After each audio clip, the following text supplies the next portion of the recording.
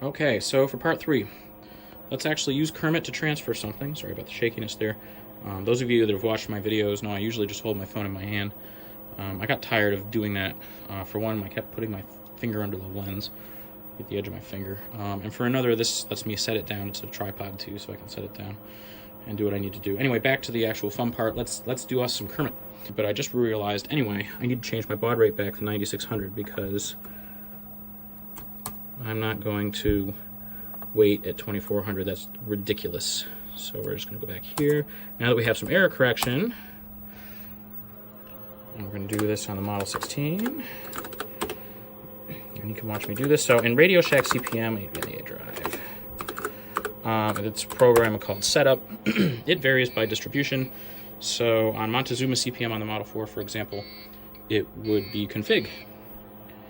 And this is, you know, Tandy Corp's setup. So this is 5. I want to work on serial port 1. Baud rate, I don't know if you can see that or not, but I want E for 9600. And we're going to E to exit. And we're going to P to permanently write the changes.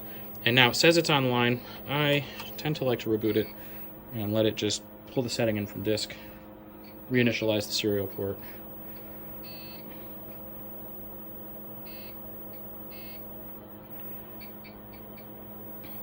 And while this is going, I'm going to hit this one more time, and then we're going to go back over to Kermit and reopen the serial port.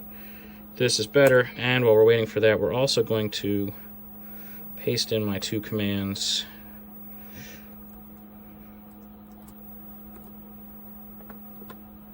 Good. Okay.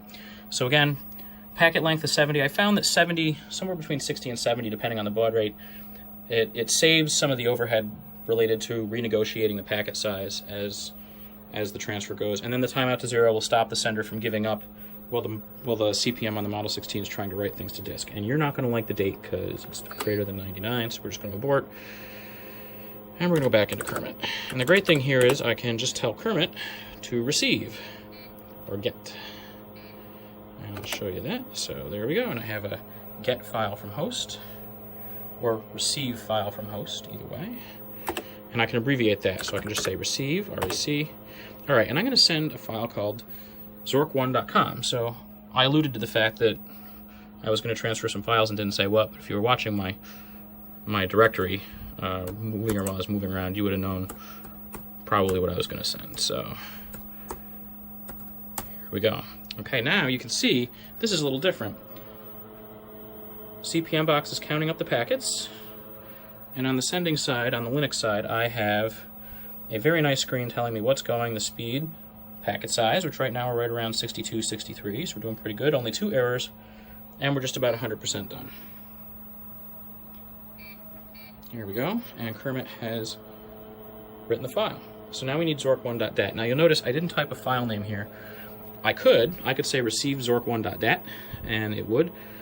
Or I can just type receive and let the sender determine. And the great thing here is if I don't tell the sender what to call the file, it just replicates whatever name is on the disk. But if I want, I can tell the sender to send zork1.dat as something else, but I'm not going to do that.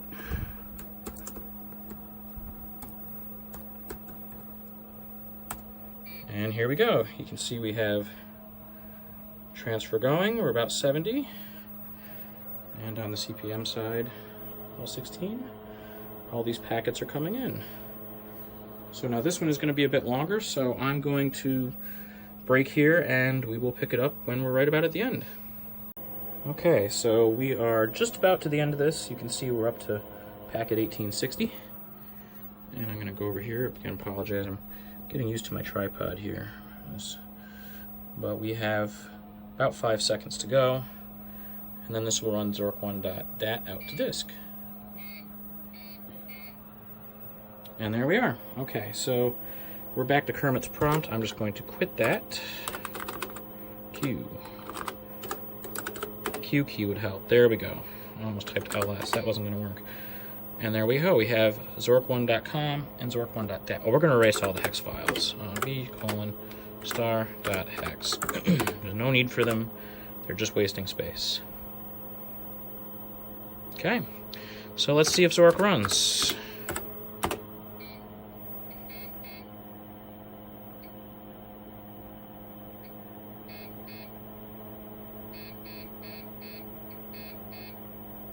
Ooh, that looks good. Open mailbox.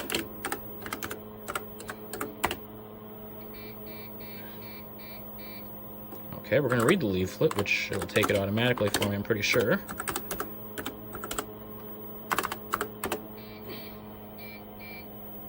Welcome to Zork. Zork is a game of adventure, danger, and low cunning.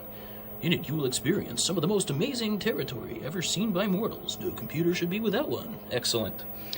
Okay, so we're going to quit that, because that is for another video. Yes, I am affirmative.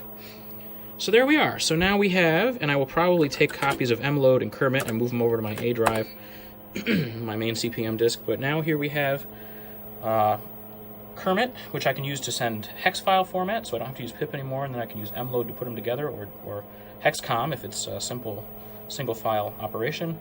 And I can send binary files over now, which is much easier. So that is really it. That's the process for getting the CP/M machine in a state where you can actually get files over to it.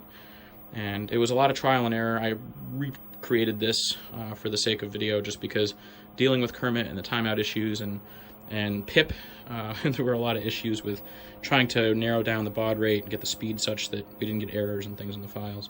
A lot of resends of files. So I figured a summarized version of this, doing it from scratch, was the better way to go. So anyway, that's that. At some point when I make the cable for the Model 4, I'll probably try and get some of this over to the Model 4. And in the meantime, now you've probably guessed, there will be a video on Zork coming. So until next time, thank you all for watching, and have a great day.